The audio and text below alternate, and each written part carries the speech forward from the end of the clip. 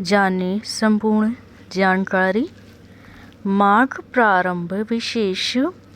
भारत में मनाए जाने वाले सभी त्यौहार यहाँ की संस्कृति और सभ्यता को दर्शाते हैं, लेकिन हिंदू धर्म में माघ मास का महत्व बाकी अन्य सभी त्योहारों से काफ़ी अलग होता है। कब मनाया जाता है? धार्मिक पुराणों के अनुसार माघ का महीना पहले माघ का महीना कहलाता था, लेकिन बाद में इसे बदलकर माघ कर दिया गया। यहाँ माध शब्द का संबंध भगवान श्री कृष्ण के माधव स्वरूप से है। इस बार माघ मास 26 जनवरी 2024 से आरंभ होगा और 24 फरवरी 2024 तक चलेगा।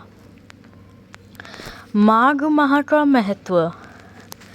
हिंदू कैलेंडर में हर एक महीने का अपना एक विशेष महत्व होता है। इसी तरह माघ का महीना भी बड़ा पवित्र होता है।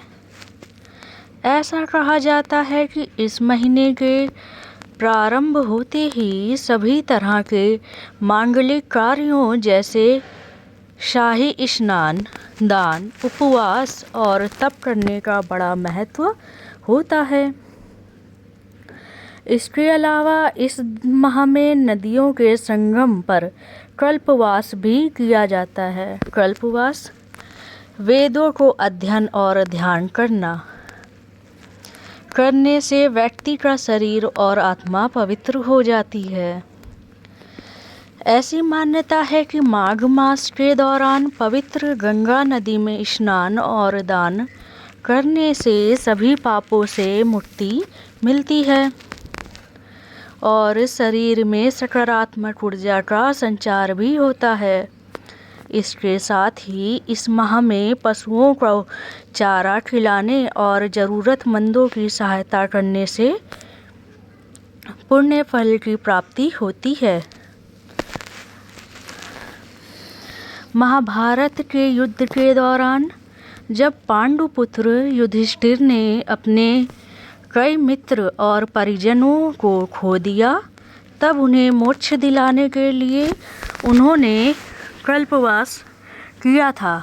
इससे जुड़ी एक और पौराणिक कथा भी काफ़ी प्रचलित है, जिसके अनुसार गौतम ऋषि ने माघ के महीने में भगवान इंद्र को श्राप दिया था। इसके पश्चात इंद्रदेव द्वारा क्षमा याचना करने पर गौतम ऋषि ने उन्हें गंगा स्नान कर प्रायश्चित करने को कहा। तब इंद्रदेव ने गौतम ऋषि की बात मानते हुए पवित्र नदी में स्नान किया।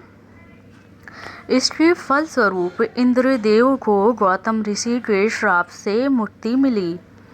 इस समय से हर उस साल माघ महीने के दौरान लोग शाही स्नान और पवित्र गंगा नदी पर जाते हैं। विशेष पूजा और अनुष्ठान। प्राचीन पुराणों के अनुसार भगवान नारायण को पाने का सबसे आसान मार्ग माघ मास के पुण्य स्नान को बताया गया है। माघ मास के दौरान प्रयागराज में एक महीने के लिए माघ मेले का आयोजन होता है।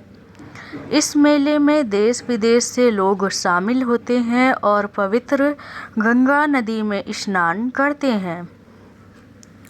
ऐसी मान्यता है कि माघ के महीने में काले तिलों से पूजा करने से शनि ग्रह के दुष्प्रभावों से राहत मिलती है। इसके साथ ही काले तिलों से पितृ तर्पण भी किए जाने पर पितृदोष से मुक्ति मिलती है। इसके अलावा इस महीने में भगवान श्री कृष्ण की पूजा करना भी काफ़ी शुभ माना जाता है। पूजा के लिए भक्तों को ओम श्री नाथाय नमः मंत्र का जाप करना चाहिए। इस मंत्र का उच्चारण कोई भी व्यक्ति अपनी श्रद्धा अनुसार 11, 21 या फिर 51 बार भी कर सकता है। ऐसा कहा जाता है कि पूजा करते वक्त इस मंत्र का उच्चारण करने से भक्तों की बड़ी से बड़ी परेशानी दूर हो जाती है। पौराणिक मान्यता। इस पर्व से जुड़ी एक पौराणिक कथा का उल्लेख स्कंद पुराण के माघ स्नान में किया गया है। इस कथा के अनुसार प्राचीन काल में नर्मदा तट पर सुव्रत नाम का एक ब्राह्मण रहता था।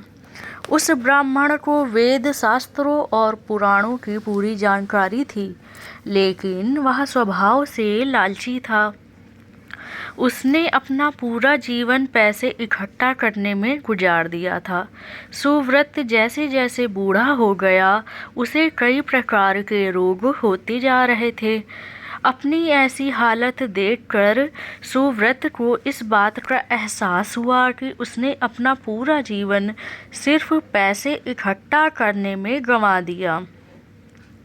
उस वक्त काफ़ी सोच विचार करने के बाद सुव्रत ने यह मन बना लिया कि उसे स्वर्ग प्राप्ति के लिए कुछ अच्छे कार्य करना चाहिए। सुव्रत के ऐसा सोचते ही उसे एक श्लोक याद आया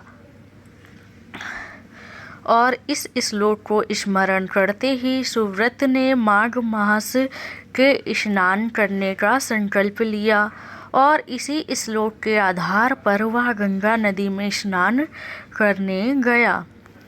पूरे 9 दिनों तक सुबह जल्दी उठकर सुव्रत गंगा नदी में स्नान करने लगा और 10वें दिन अपना शरीर त्याग दिया।